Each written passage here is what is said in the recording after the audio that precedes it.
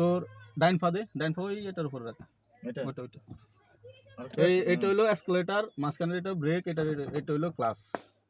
ডাইন পা হলো দুইটা কাজ, এসকেলেটার আর ব্রেক হলো ডাইন পায়ের কাজ, আর বাম পায়ে শুধু একটা কাজ, সেটা হলো ক্লাস।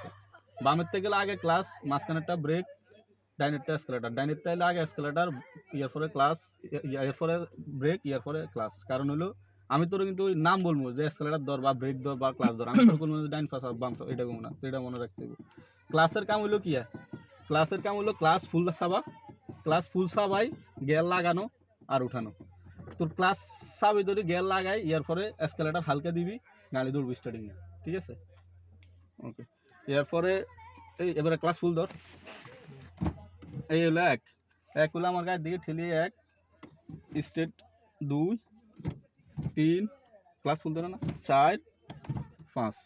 এটা হলো টোটাল 6 গিয়ারের গাড়ি। 5টা হলো সামনে গাড়ি দৌড়ানোর জন্য, আর একটা হলো রিভার্স। আবার ক্লাস ছাড় কেল ডাইন পা ক্লাস ছাড়ি দে, বাম পা। হ্যাঁ, আবার ধর, বাম পা তো আবার ধর না, আর গিয়ারগুলো উঠেছি এগুলো আবার নামাইতে হতো। ধর কোন ডাইন পা, বাম পা ক্লাস। হ্যাঁ, এই এখন 4 3 2 1। যে লাইনে উঠছে এই লাইনে আবার নামবো।